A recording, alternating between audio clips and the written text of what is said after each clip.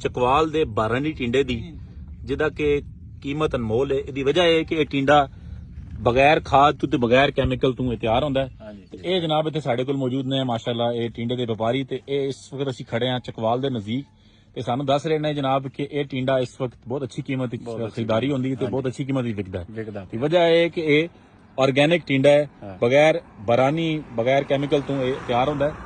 ਇਹ ਤਕਰੀਬਨ 8500 ਦੇ ਤੁਸੀਂ ਦੱਸ ਰਹੇ ਹੋ ਕਿ ਖਰੀਦੇ ਜਾਂਦਾ ਇੱਥੇ। ਹਾਂਜੀ, ਕਿਸਾਨ ਕੋਲ ਲੈ ਰਹੇ ਤੁਸੀਂ 60 ਕਿਲੋ ਦਾ ਤਕਰੀਬਨ 150 ਰੁਪਏ ਕਿਲੋ ਖਰੀਦੇ ਜਾ ਰਹੇ। ਹਾਂਜੀ, ਇੱਥੇ ਅੱਗੇ ਕੋਈ 10000 12000 ਜਿਹੜਾ ਰੇਟ ਹੋਏ ਮੰਡੀ ਦਾ, ਉਹ ਮੰਡੀ ਦਾ ਰੇਟ ਹੁੰਦਾ। ਗਾਹਕੀ ਦੀ ਗੱਲ ਹੁੰਦੀ ਹੈ ਨਾ, 6000 ਵੀ ਮਿਲ ਗਿਆ, 5000 ਵੀ ਮਿਲ ਸਕਦਾ। ਤੇ ਇਹ ਟਿੰਡਾ ਜਿਹੜਾ ਹੈ ਇਸ ਇਲਾਕੇ ਦਾ ਬੜੀ ਕਾਮਯਾਬ ਸੌਗਾਤ ਹੈ ਜਿਹੜੀ ਕਿ ਤੁਸੀਂ ਬੱਕਰ ਦੇ ਵਪਾਰੀ ਹੋ ਮਾਸ਼ਾਅੱਲਾ। ਇੱਥੇ ਹਰ ਸਾਲ ਆ ਕੇ ਤੁਸੀਂ ਇਹ ਕੰਮ ਕਰਦੇ ਹੋ ਤੇ ਲਈਆ ਦੇ ਤੇ ਇਹ ਜਨਾਬ ਟਿੰਡਾ ਵੇਚਦੇ ਹੋ ਤੇ ਟਿੰਡਾ ਇੱਥੋਂ ਖਰੀਦਦੇ ਹੋ ਤੇ ਕਮਾਲ ਹੈ ਜਨਾਬ। ਤੇ ਇਹ ਬੜਾ ਬਿਹਤਰੀਨ ਆਈਡੀਆ ਜਨਾਬ, ਤੁਸੀਂ ਬਾਰਾਨੀ ਇਲਾਕੇ ਦੇ ਜੀ ਆਰਗੈਨਿਕ ਟਿੰਡੇ